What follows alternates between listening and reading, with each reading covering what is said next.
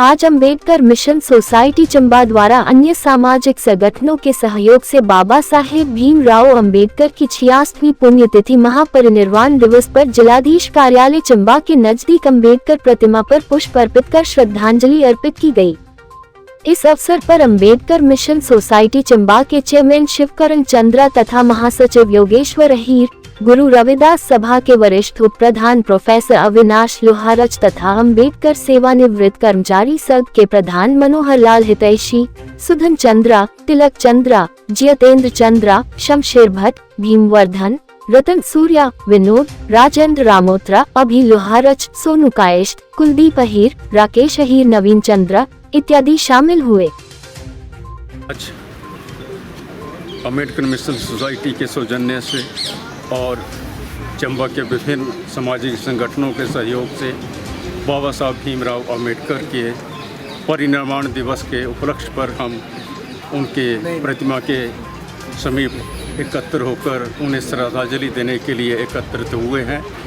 Doctor B R. Ambedkar का आज 67वां परिनिर्वाण दिवस है और पूरा राष्ट्र ही नहीं विश्व के कई देशों में भी ये पर्व जो है उन्हें सादर सुमन अर्पित करने के लिए मनाया जाता है। बाबा साहब भीमराव अम्बेडकर का इस देश के लिए जो योगदान रहा है वो किसी परिचय का मोहताज नहीं है। उनका द्वारा बनाया गया भारत का संविधान एक ऐसा हमारे लिए नायाब तोहफा है जिसके अंतर्गत 70 सालों से अधिक इस देश का शासन प्रशासन लोकतंत्र के रूप में सफलतापूर्वक आगे बढ़ रहा है।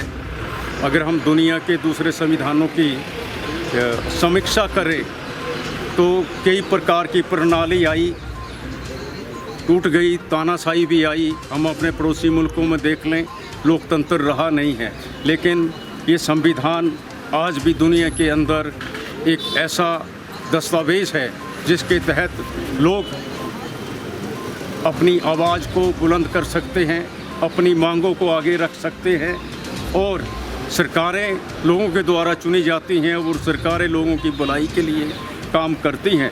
उनको अपनी नीति बनाने के लिए भी दूर नहीं जाना पड़ता है।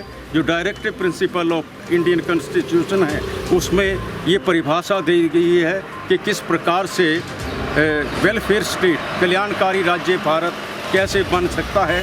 उसमें व्यापक दिशा निर्देश संविधान निर्माताओं ने उसमें रखे हैं। तो उसी के मुताबिक हमारे जो अतीत के प्रधानमंत्री हुए, चाहे वो इंदिरा गांधी थी या राजीव गांधी थे या कोई और अन्य आज के, वो उन्हीं के अनुसार भारत की जनता जो अधिकतर गांव में रहती है उनके सर्वांगीण विकास के लिए नीतियां, कल्याणकारी योजनाएं वहीं से बनी हैं। तो जो अम्बेडकरवादी विचारधारा है, मैं अपने लोगों से भी आह्वान करना चाहूँगा कि पहले हम शिक्षित बन चुके हैं, संगठित रहें और जहाँ हमारे सामने ये समस्या पैदा हो कि कहीं नाइंसाफ़ी हो रही है तो हम इकट्ठे संगठित होकर उसका मुकाबला करें। और सरकार से भी निवेदन करते हैं कि वो जो संविधान में हमारे हक हकूक़ हैं उसमें किसी प्रकार का परिवर्तन ना करें, बल्कि उनसे उम्मीद करते हैं कि निचली पायदान से ये लोग ऊपर तक आकर इकट्ठे होकर इस देश की सेवा में लगें। तो ऐसे अवसर पैदा किए जाएं जिससे उनका देश के प्रति प्यार तो पहले भी था, आगे भी रहेगा। लेकिन विश्व में एक आर्थिक दौर ऐसा चल रहा है जिसमें निजीकरण की ओर देश जा रहा है। संविधान निर्माता और जिन्होंने इस देश को आज़ाद कराने में अपनी महत्वपूर्ण योगदान दिया, उन्होंने कभी निजीकरण की कल्पना नहीं की थी।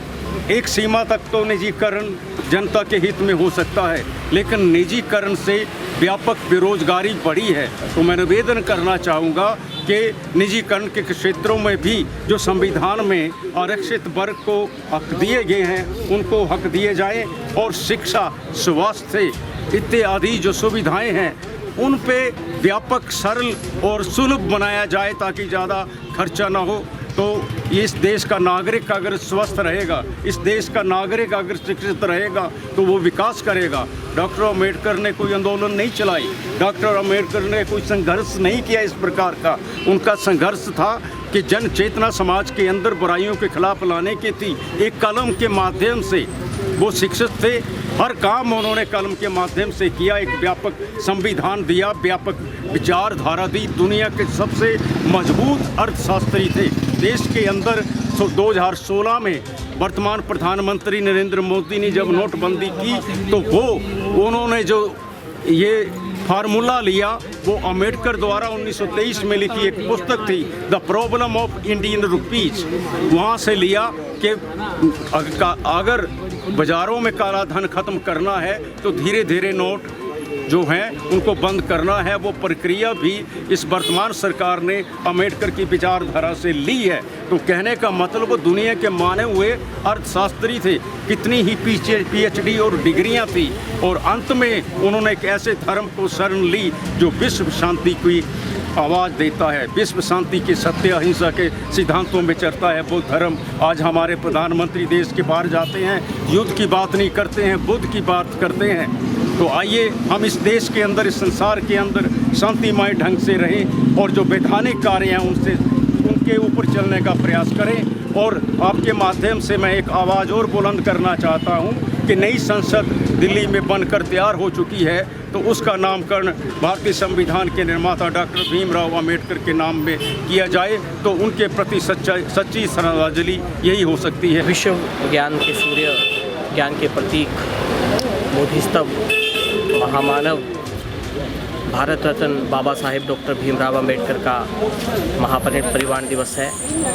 आज हम Ambedkar mission society Chamba, Ambedkar youth club Chamba, Ambedkar सेवानिवृत्त कर्मचारी कल्याण संघ चंबा, गुरु रविदास सभा चंबा व अन्य सामाजिक संगठनों के संयुक्त तत्वावधान में ये कार्यक्रम बाबा साहेब की प्रतिमा के समक्ष हर वर्ष की भांति कर रहे हैं। आज के दिन उस महामानव, विश्व के सबसे बड़े लोकतंत्र के सबसे लंबे लिखित संविधान के शिल्पकार बाबा साहेब डॉक्टर भीमराव अम्बेडकर, जिन्होंने इस संविधान के रूप में एक ऐसा दस्तावेज इस राष्ट्र को चलाने के लिए दिया जिसमें समाज के सभी वर्गों, महिलाएं, मजदूर, शोषित, दलित, पिछड़े सभी वर्गों का उन्होंने ध्यान रखा और सभी के हितों को सुरक्षित रखने के लिए इस दस्तावेज में, इस भारतीय संविधान के रूप में उन्होंने प्रावधान किए।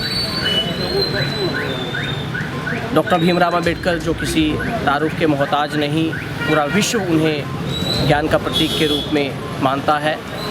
उनकी विलक्षण प्रतिभा, उनकी सोच, उनकी जो दिशा थी पूरे समाज को एक सूत्र में बांधने की, जिस किसी वर्ग को किसी तरह की कमी है उसे उस बाकियों के बराबर लाने की, सभी के लिए बराबरी का अधिकार मांगने की।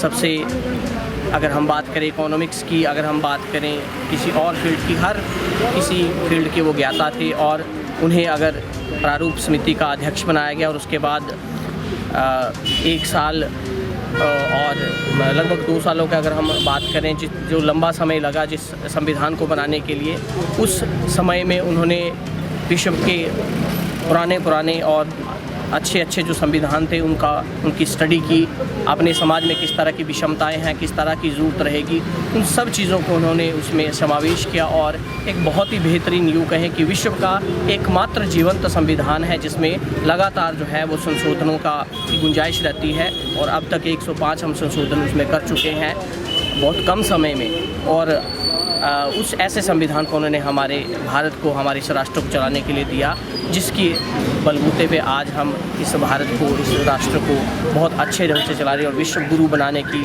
श्रृंखला में हमने उसे लाकर खड़ा कर दिया है। आज हम सब मिलकर उस महामानव को यहाँ श्रद्धांजलि, यहाँ अपने श्रद्धासुमन अर्पित करने आए हैं, ताकि आज के दिन हम ये प्रण लें कि जो बाबा साहब ने हमें रास्ता दिखाया था कि हम आपसी भाईचारा बना के रखें, सामाजिक सद्भाव बना के रखें, बिना किसी भेदभाव के रहें, सभी को समानता का अधिकार मिले, किसी से किसी तरह का कोई भेदभाव ना किया जाए और सभी को एक सूत्र में पिरोकर, एक माला में पिरोकर जो है वो हम भारत को विश्व गुरु बनाएं, हम भारत को प्रगति के पथ पर आगे ले जाएं।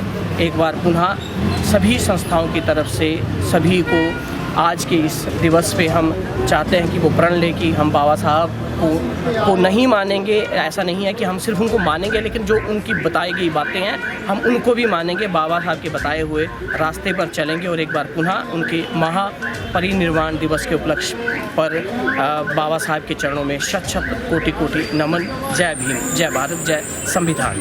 आज हम बाबा साहब भीमराव अम्बेडकर जी के 67वें महापरिनिर्वाण दिवस के रूप में यहाँ इकट्ठे हुए हैं। इस अवसर पर अम्बेडकर मिशन सोसाइटी जिला चंबा तथा अन्य सभी सामाजिक संस्थाएं जो दलित समुदाय से संबंध रखती हैं या सामाजिक उत्थान के लिए प्रेरित करती रहती हैं, वो यहाँ इकट्ठे हुए हैं।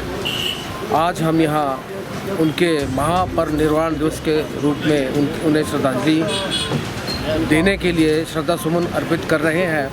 एक ऐसी शख्सियत जो कि अपने आप में एक व्यक्ति ना होकर के एक विचारधारा है, और ऐसी विचारधारा जो सभी वंचितों के लिए, दलितों के लिए, और मैं तो अवश्य रूप से ये कहना चाहूँगा कि महिलाओं के उत्थान के लिए उन्होंने एक जो कार्य किया है वो अत्यंत सराहनीय है। क्योंकि आज जो महिलाएं जो उन्नति के शिखर पे कार्य कर रही हैं वो उन्हीं की विचारधारा और उन्हीं के प्रयासों से सफल हो पाया है।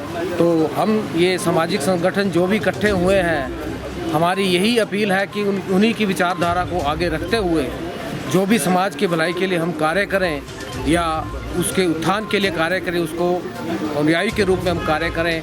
और भरसक हमारी ये कोशिश रहे कि समाज का हर एक व्यक्ति, हर वंचित व्यक्ति जो कि किसी न किसी तरह से वंचित रह जाता है, उस तक सारी वो सुविधाएं पहुंच सकें और वो एक भारत देश को अपने एक बहुमूल्य योगदान के रूप में उसको उन्नति के शिखर पर पहुंचा सके।